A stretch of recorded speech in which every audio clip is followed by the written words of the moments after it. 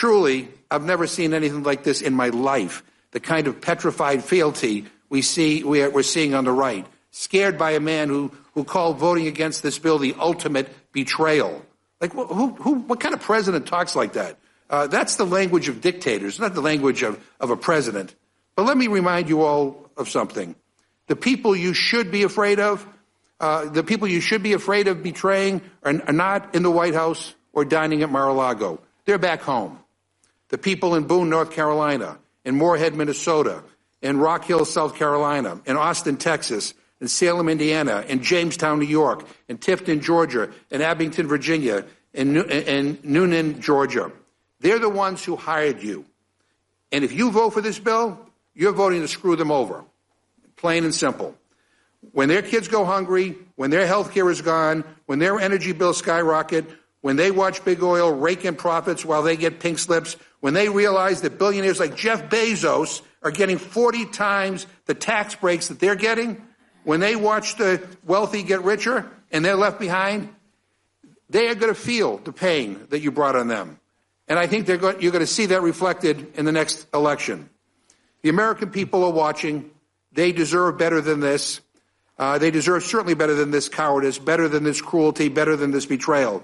So I'm asking all of you to have a spine, find your moral compass, vote no on this bill, and come up with something better. There's still time. Work with us on tax relief for people who are not making millions and billions of dollars.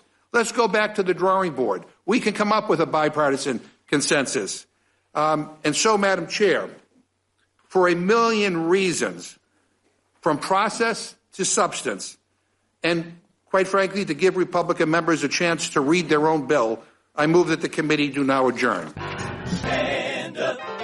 Yeah, that is Congressman Jim McGovern yesterday at the House markup of the big, awful bill the Senate just sent them, and it was a real shit show. Hello and welcome to today's episode of Stand Up. That will be the totality of the news segment on today's show because, like I said yesterday, I'm taking a couple of days off from the news, or I'm working half days, if you will, so posting these great interviews that I'm doing with these brilliant people each day, and that is it. So I hope that's okay with you. We'll be back at it next week, but we're headed into the Independence Day weekend, and I too am going to take a little time off, even though crazy shit is always happening. There's no real time, good time to take off when you cover the madness in the news. I hope that you are doing okay out there, and I hope that you will subscribe to all of my channels where I'll be posting all these great interviews, including my conversation with my friends in Australia on the Today Show yesterday about Elon Musk and Donald Trump, which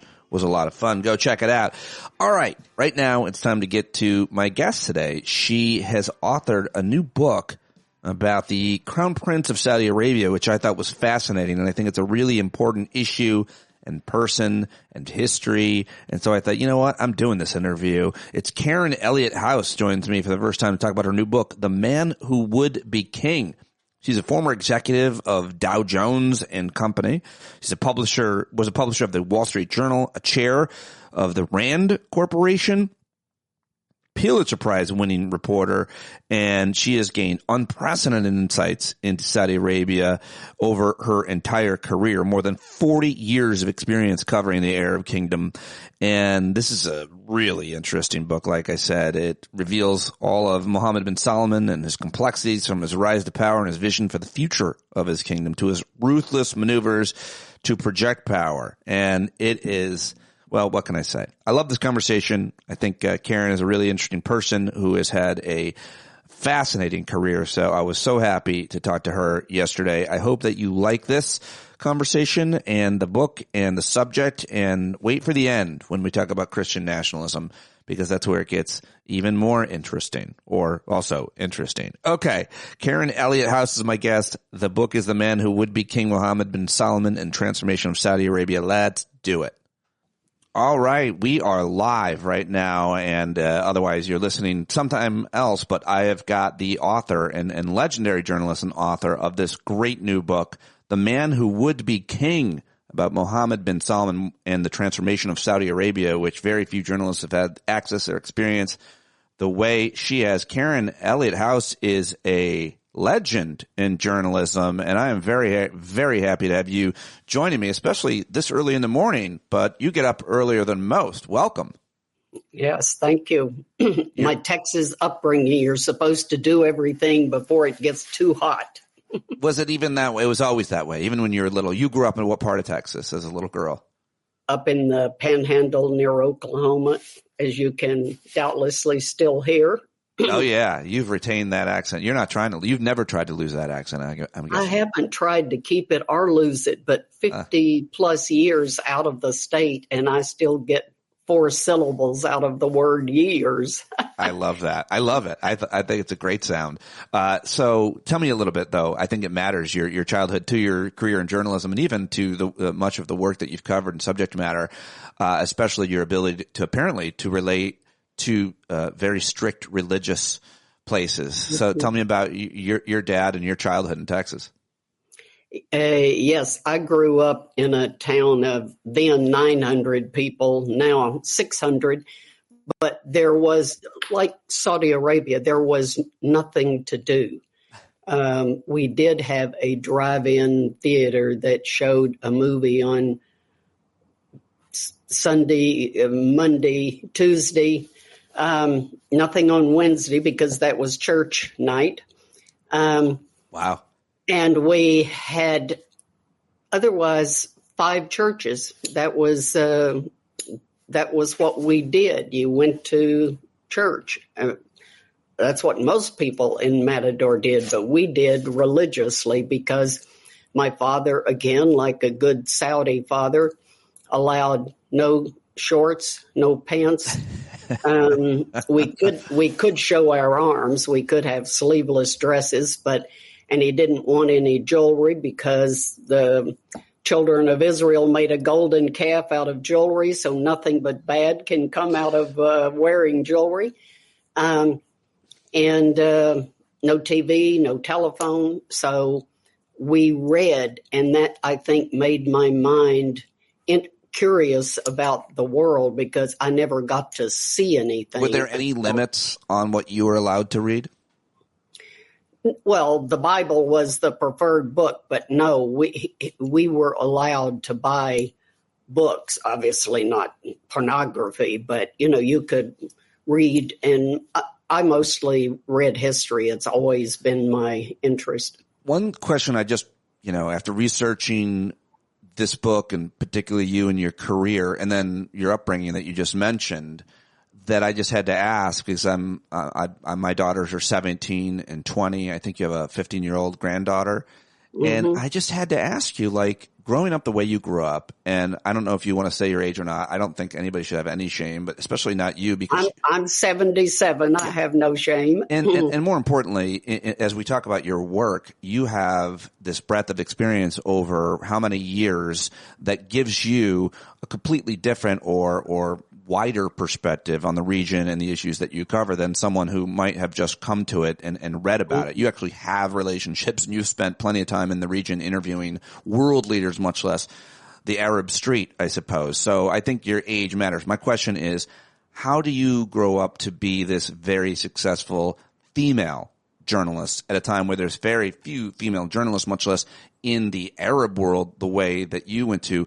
Given the fact that you grew up in a religious household, it's easy for anybody to make assumptions about how a woman of this era thinks about gender based on her upbringing or her religion. But that, I have found far too many times, is a bad path to travel down, those assumptions. So what has been your journey and how does gender play into your career? My father believed in education, and he never made any distinction actually between my sister and I and our brother. I mean, he believed women could do things and should do things. I always assumed, because when I was growing up, like Saudi Arabia now, or Saudi Arabia before this transformation, teaching was basically the field open to women. Right, so right. I assumed I was going to be a teacher. And in my senior year in high school, he said, I'd hate to be a teacher in these communist schools. So I said, I'll be a reporter. And he said, I should think you would have more freedom. And it's true. Reporting is a license to learn. Yes. You have an excuse to talk to anybody about anything. His brother told him, if you want her to be Nancy Dickerson, remember the NBC lady who covered Lyndon Johnson, one of the first women on TV. If you want her to be Nancy Dickerson, she has to go to the University of Texas. So he allowed me to go to the University of Texas. And the day we went down to see if I could get into the university in August of 1966 was the day Charles Whitman shot people from the tower. The clock tower, watchtower shootings. Right. So we were in there at the registrar's office while Charles Whitman was carrying his guns upstairs. And I couldn't believe that he let me go after that. But we were driving home, and he stopped to get gas, and the gas station attendant said, too bad about what happened there at the university today, ain't it? And my father said, yeah, but then things just happen. And I thought, And the guy said, yes, but you remember they killed those girls in a dorm not too long ago. And I went, oh, no. But, he let me go. Wow. That was the big opening, I think. The university had 25,000 students when I arrived and nearly 40 when I departed. So it was this massive, you could be a total stranger, whereas in Matador, as Rosalind Carter used to say when her husband ran for president, everybody knows everything I ever did. And it was the same in Matador. Everybody knew everything you ever did. And at the University of Texas, nobody paid attention. I could walk around without anybody paying any attention to me. And I loved that anonymity. And I like that when you're going around in, Saudi Arabia or wherever else. I mean, it's harder. I'm anonymous, so to speak, but I'm not unaccompanied in Saudi Arabia. Somebody escorts you to see people and then somebody passes you from one person to another. As a journalist, though, that they know as they're reporting, or as anybody visiting? I mean, that doesn't happen to someone visiting there as a student or a tourist or a business person. No, but there weren't many when I started going in 1978. Wow. Right. You didn't go to Saudi Arabia because infidels weren't really welcome. So you had to have a specific purpose and permission to be there. So, there weren't people wandering around. I am so fascinated just about your childhood growing up in Matador, Texas, your dad, and how you got to UT, which you eventually, I think, then ran the school newspaper, right? Or you were working at the school newspaper. I mean, journalism, you clearly fell in love with journalism, and as you described earlier, the kind of curiosity that it breeds, that you can do that for a living, that you can learn for a living. But what on earth brings you to Saudi Arabia the first time?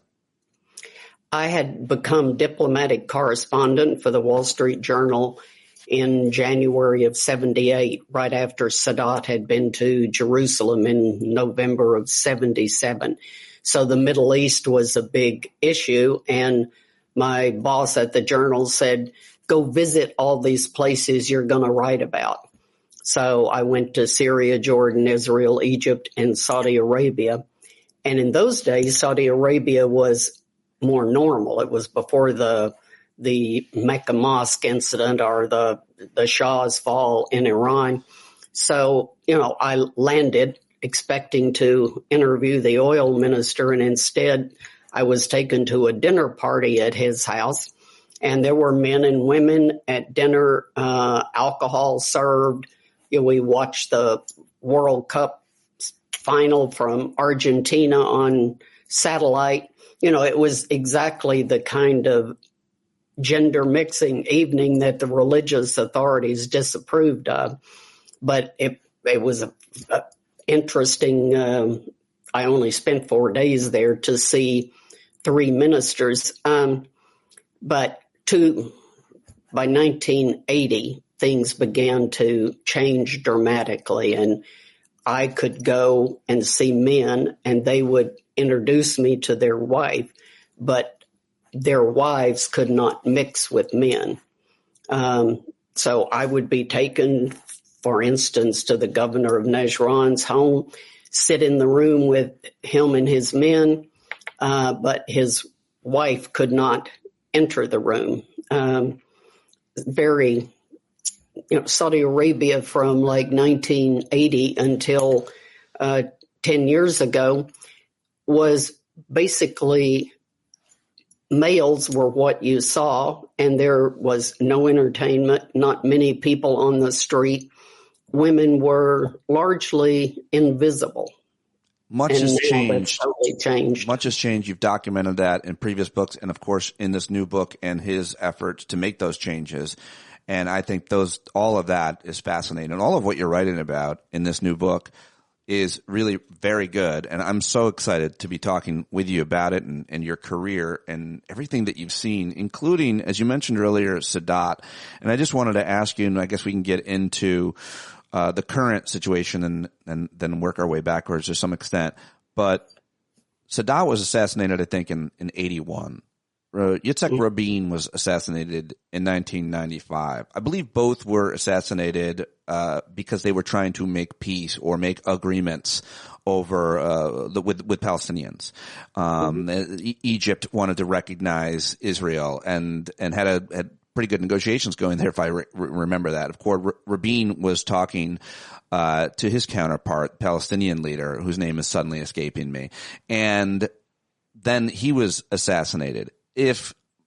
What is the situation right now do I have that right? And what is the situation right now in terms of Saudi Arabia recognizing Israel and the rest of the region vis-a-vis Israel, given how much change has happened just since October 7th?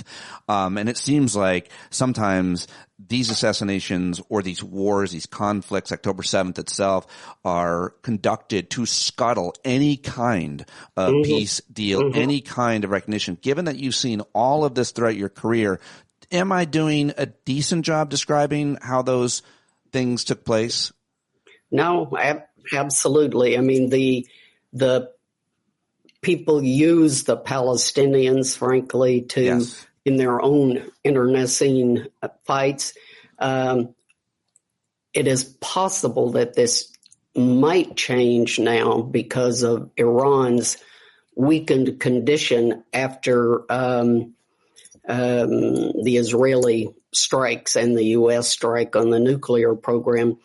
But the Iranians have played the Palestinian card against their Arab neighbors by saying, you all are for a two-state solution. We're for a one-state solution. Right. Wipe out Israel and the Palestinians get it all.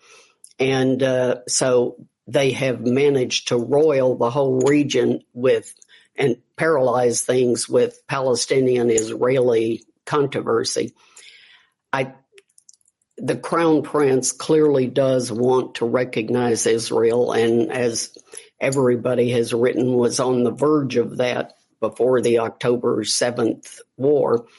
And I buy the conventional wisdom that war was launched to block Saudi-Israeli relations, because for the custodian of the two holy mosques to recognize the Jewish state is a completely different order of magnitude than Bahrain or the UAE. So for the Crown Prince to do that, to recognize Israel, if he were to do that, he would, as I'm saying, be putting himself and his power in peril, because that would be one of the worst things you could do as the leader of Saudi Arabia. I think not the worst thing you could do for most Saudi people, although the polls in Saudi Arabia show that more than 90% of Saudis are against recognizing Israel since the Gaza war. I mean, most young Saudis, and 60% of the country is under 30 years of age. They have no memory of any of these Arab-Israeli wars, so they weren't against Israel. But watching on social media what happened in Gaza, there is great distaste. And I think obviously the Saudi people don't get a vote on their leader, but their leader, Crown Prince Mohammed, is aware, as you say, that it could be dangerous to his health to go against, not that the young would rise up and kill him, but that it would restore some of the clout of the religious who are lying low now, waiting for him to make a mistake, or the royals that he pushed out to take power, and that some connection and coalition between those two could risk his rule. Some Saudis royals used to say, I haven't heard this from anybody in the last year or so because people are much more cautious about speaking. But they used to say, when King Salman dies, we will get him. I believe he will become the next king of Saudi Arabia. And he's obviously ruling the place now because his father. Yeah.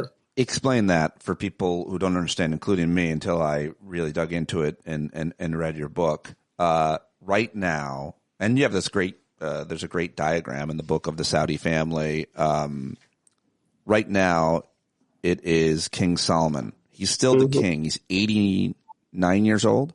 89. Mm-hmm. And he had 6 kids?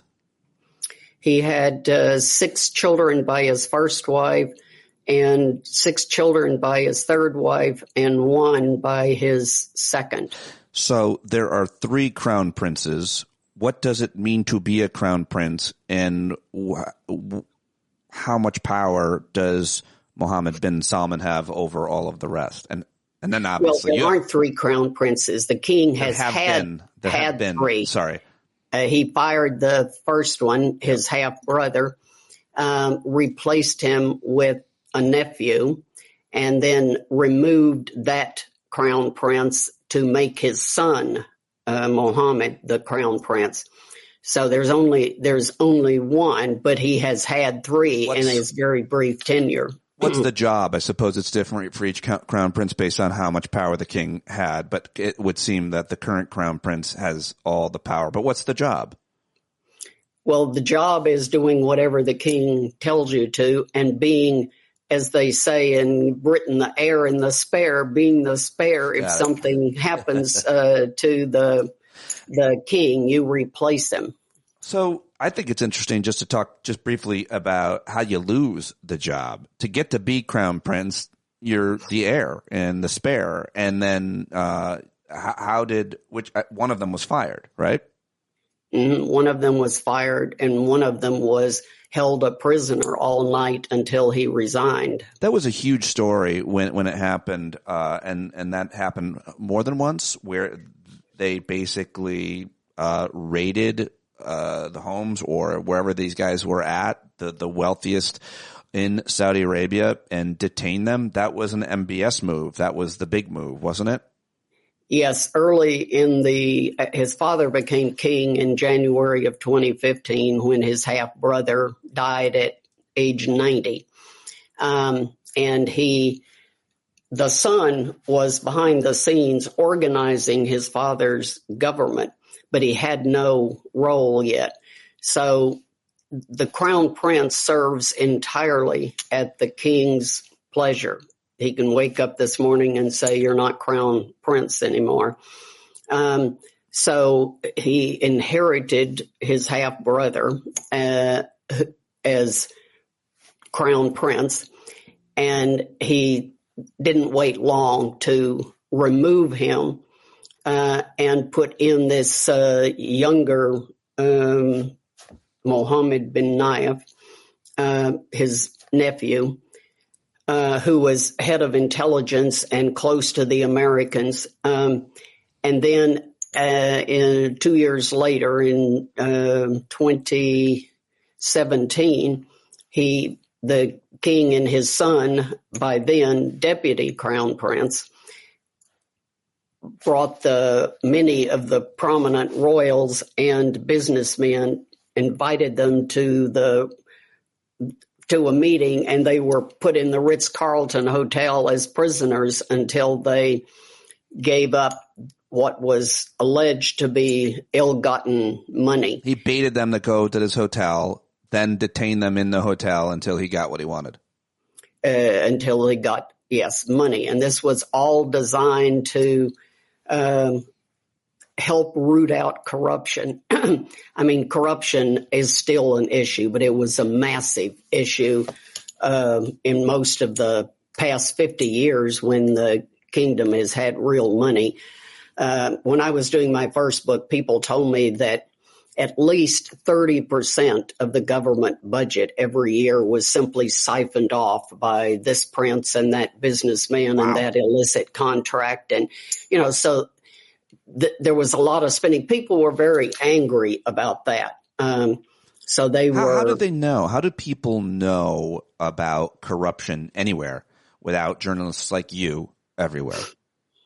Like, how does the Saudi public, was it talk? Was there reporting? Were there scandals? What's it like there for information? There was not a lot of reporting, but scandals. I mean, in 2011, there was a flood in Jeddah, and many, many people died because the water rose and drowned people, because the money that was supposed to have been spent producing a sewage system had been taken by this person and that contractor, and it never happened.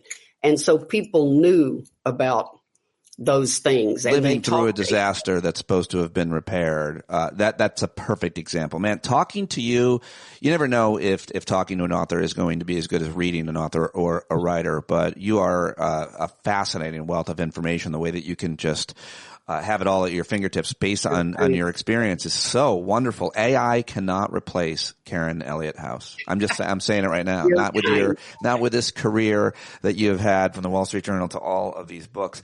What do you say to the criticism that some people might have, including myself, when I first saw this book come through and just skimmed it and then looked at your work? It was hard for me. I was like, all right, I'm giving her your whole career, your books. And I was like, but still, it feels like this book might be kind of not critical enough of this man who most people know about the murder of Jamal Khashoggi. Most people know 15 of the 19 hijackers were Saudi. Some people think that certain Saudis knew about that. But most Americans have what I'll let you describe, the view that most Americans have of Saudi Arabia, and those who know of MBS, as he is known, have a view that he is a monster in many ways. The book you write humanizes him, and it's deep and goes into the history of all of this. I have a different view now after researching it and reading it, but I wonder what you would say to those criticisms that might say, listen, this is not critical view of Mohammed bin Salman or the Saudi royal family. Yeah, I obviously did not write the book to savage him or to save him. I wrote it to educate people, Americans, who I think ought to know more about Saudi Arabia. Most Americans, the only thing they know is men wear white and women wear black. Right. And that Mohammed bin Salman is responsible for the death of Jamal Khashoggi. That's the kind of new piece of information since I wrote the first book 10 years ago, 12 years ago. But, none of us, as the Bible says, is without sin, and he certainly is not. But I think having witnessed Saudi Arabia from 1978 to now, under one old half-dead king after another, that having a young guy who believes he's a visionary and believes that incrementalism is the problem with the world, that you have to have big ideas.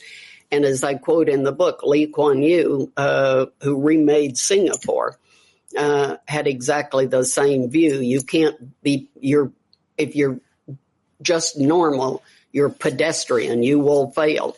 Yes. So I don't think he walks on water, and I don't think the book indicates he walks on water. But my bottom line is I think the country is better off with him. He may fail. And I try to outline the issues he's confronting. He has a lot of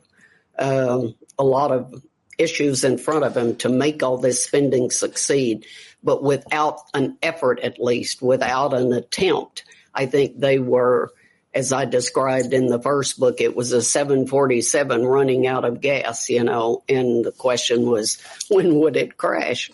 Would you say that history is littered with ruthless reformers? Yes. I mean, I when I was writing this book, I had just read a great biography of Peter the Great. And, he, like MBS, like Peter the Great, sees himself as a modernizer and a reformer. And Peter the Great murdered his own son. But he did put Russia on a more modernizing path. Bonaparte, Napoleon too, is the same kind of. I guess that I find it. You look at Trump; it's hard to see.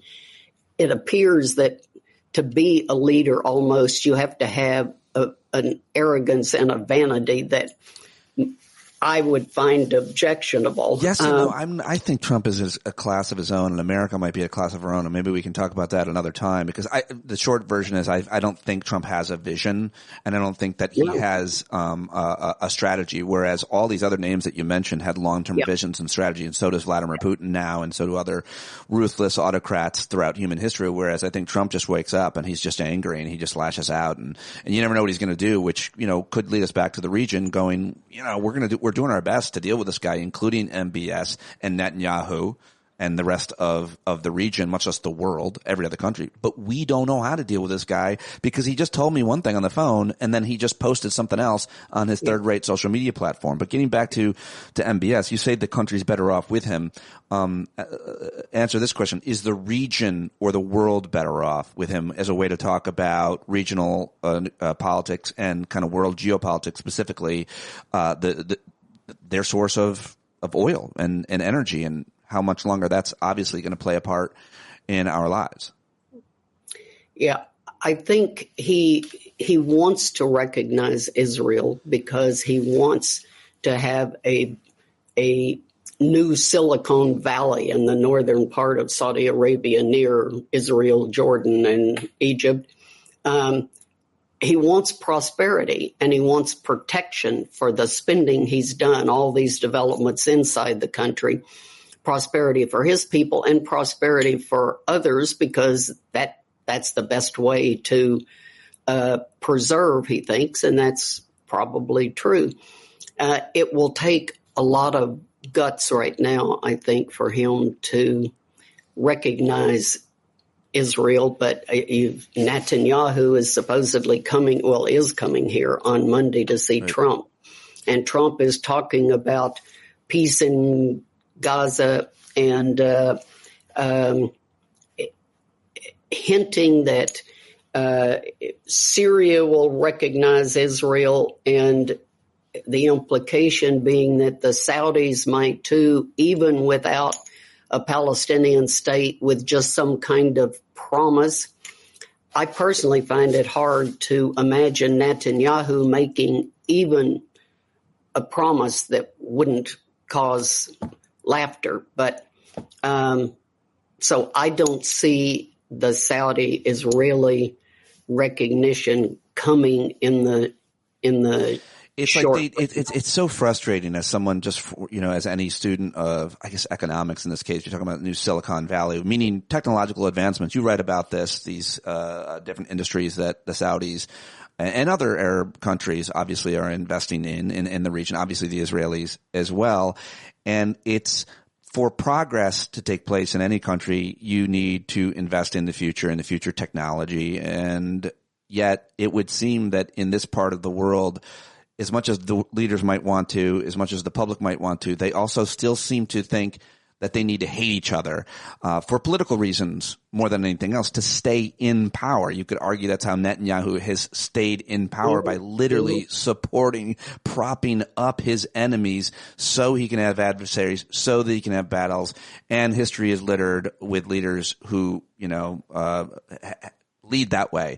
But it is frustrating to know how much progress there could be made in these countries in this region in terms of technological, much less advancement in human rights, which you also write about in Saudi Arabia for women specifically, if not for the necessity to have an adversary for domestic politics. How did I do there? Is that the interesting thing about MBS is that he hasn't made hating his neighbors the centerpiece of Saudi security. I mean, he did restore diplomatic relations with Iran to calm that down. He restored relations with Qatar, which he had, dismissed. He has restored relations with Syria. He has tried to tamp down the regional animosities. Whether he can get from that, which he's done successfully, to actually taking the step to recognize Israel, when he has said very specifically a little over a year ago, I won't do it without a Palestinian state with East Jerusalem as its capital. Not going to happen. So I think he's complicated his task, but he's not like Trump. He's not every day, I need a new vanity high. I need to. Yeah, nobody's like that. Nobody's, because it would be dumb. I need to extol myself. He's more still shy. He talked about being shy as a kid, but he doesn't like to get up at the UN and make speeches here and there. He's much more a quiet operator. So he doesn't have, aside from this statement to his own Potemkin parliament, he doesn't have a lot of words out there that can trip him up. It's so easy for any of us in the West, certainly progressive-minded people like myself, to be critical of anything in any fundamentalist religion, including my Orthodox Jewish neighbors where I live right now. I'll go after anybody, fundamentalist religious, but that is just, those are my opinions, and I'd actually be more interested and not be so arrogant in how things work in other parts of the world, specifically in Saudi Arabia. What are the desire for reforms around human rights, women's rights? I guess we're not talking about gay rights at all, but what are the desire for reforms in Saudi Arabia from the public? And what has the man who you say would be king, Mohammed bin Salman, been able to achieve along those lines? Because I also think of Saudi Arabia, I'm like, women, as you mentioned earlier, but you've seen those changes with your own personal experience reporting from there. But, women just recently got the right to drive. That's a hard thing for us to swallow here in the West. I don't know if you think women should drive, Karen, but I do. I believe they should. I do. Yeah, I think the interesting thing is, for somebody like me to say, the country's been transformed. Women can drive. Women can work in any job. There are places of public entertainment. There are movies. There's dancing in the streets to live music. People would say, so what? If you didn't see the other, you would say, so what? So I think for a lot of Americans, these changes are just, okay, what's new? Because they haven't been going there, wrapped up and stopped by the religious police and told to cover your head and things like that, But I think the Saudi people feel somewhat liberated by that, but they don't have the same demand that we do for individual rights. Saudi Arabia, in that sense, I would say, is more like China or like Lee Kuan Yew's view. It's not about what does this person or that person want. It's what can do the greatest good for the whole.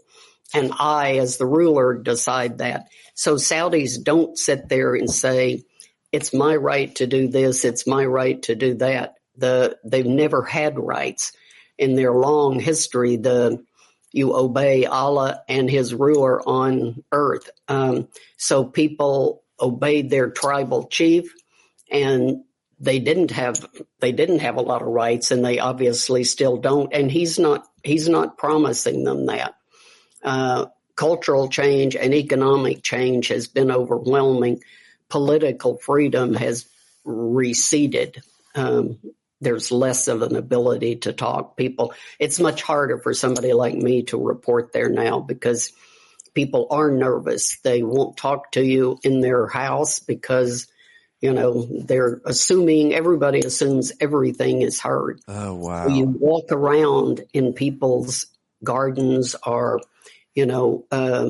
there's a real paranoia almost among the average person.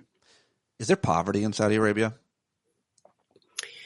There is, not as much as there used to be, but 20 years ago, the late King Abdullah actually went to a very impoverished area in Riyadh and called attention to it because Saudis don't know that. But there is poverty. I visited various poor people taken by a Saudi woman who helped these people. That when women couldn't work, if your husband divorces you, you could be pretty desperate. So there is poverty, but I think it is diminishing.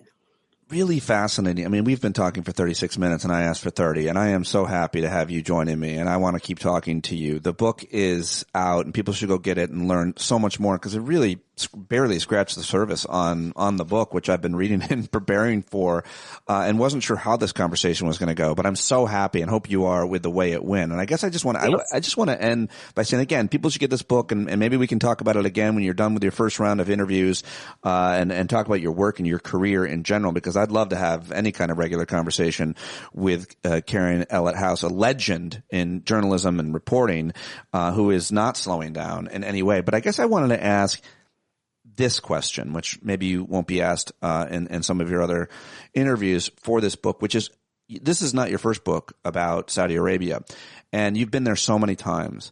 Going back to where we started, you grew up a Christian girl in rural Texas.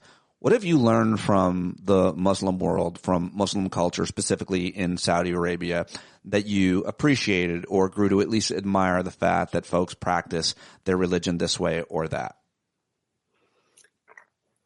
I think, I appreciate people for whom religion actually changes the way they live, because for a lot of people, religion is something you do on Friday, Saturday, Sunday. It's not something that actually affects your life. And the Bible says the greatest commandment is to love the Lord thy God with all thy heart, etc. Second unto this is to love your fellow man. So caring about other people, I think, is the essence of belief in any of these religions. And, some Saudis do exhibit that. And there are obviously a lot for whom the ritual of praying 5 times a day is about the extent of, of their religion. Which is still a lot. I went to Mecca. Mm-hmm. And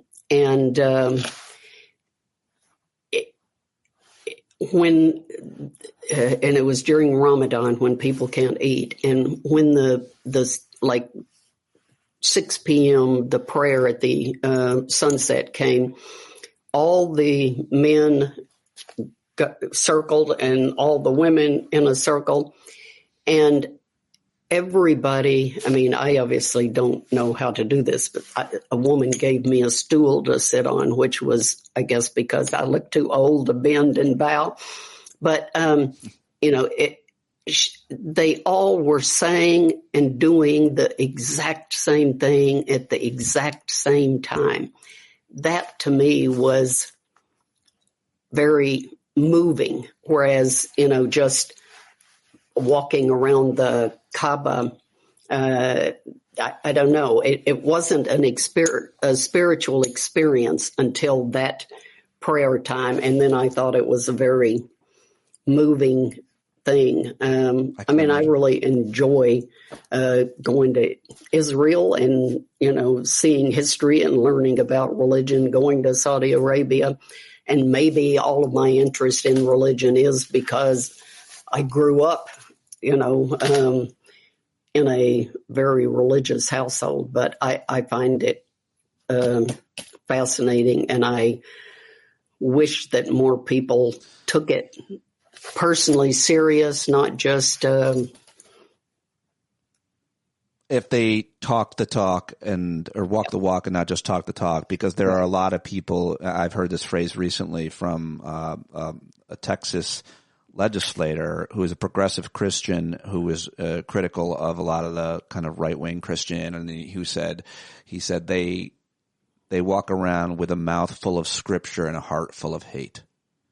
And not using the scripture as it's necessarily intended to be, or picking and choosing, I suppose, and not living your life. And it's just interesting in terms of any religion that you are in America, as you mentioned earlier.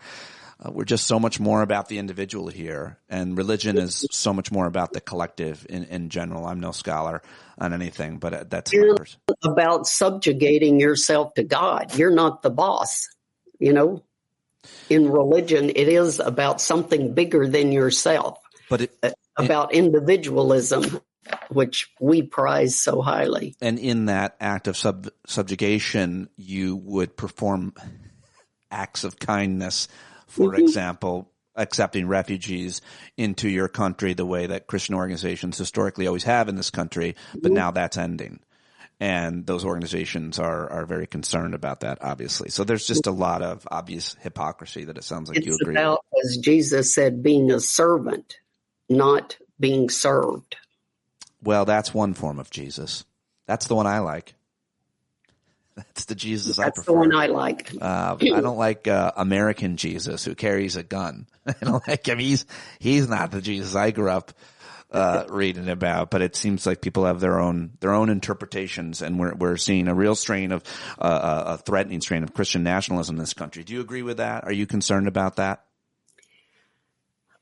I am not. Maybe I don't know enough, because the people I associate with are nothing like that. I would love for someone like you to read. Are you familiar with Kristen Dumais' Jesus and John Wayne?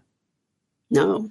And you're probably not familiar with that brand of Christianity that she covers, but she herself is a devout Christian who wrote this book. And Jesus and John Wayne. Jesus and John Wayne. It's this kind of new version, this kind of bastardized version, I think you could call it, of Christianity, which preaches this bizarre, militant, kind of more American form. And it's just something that a lot of American Christians believe. And I would love to know what your thoughts are on that and a few other books. I will read that, because in my reading of the Bible, there is nothing militant about Jesus. He didn't go around shooting people. He went around seeking to understand people, the woman at the well, the prostitute. He wasn't judgmental. He did tell her, go forth and sin no more. But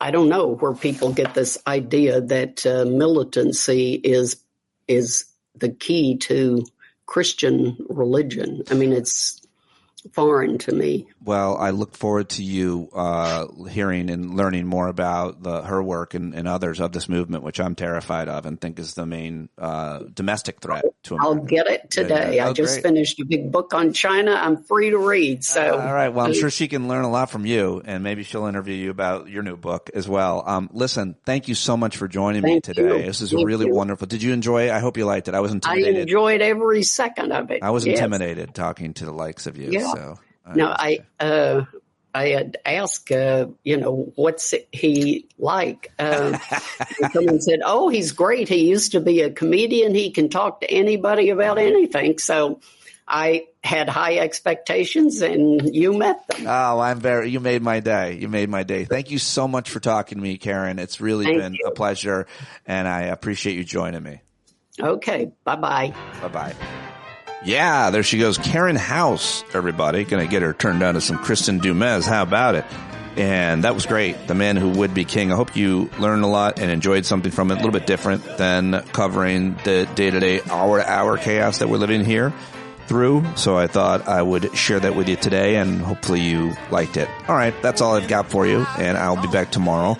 I hope that you are doing okay and staying sane and finding peace, and I hope that if you haven't downloaded John Carroll's album, do it now at johncarroll.org. Go listen to Pops on Hops with Barry and Abigail. They've got our friend Pete Coe on their podcast. Check out Maddie C's What Am I Making, and what else can I plug for listeners and supporters of mine? I always like to support you as well if you're creating or making something. So let me know. All right, that's it. That's all. I'll talk to you tomorrow.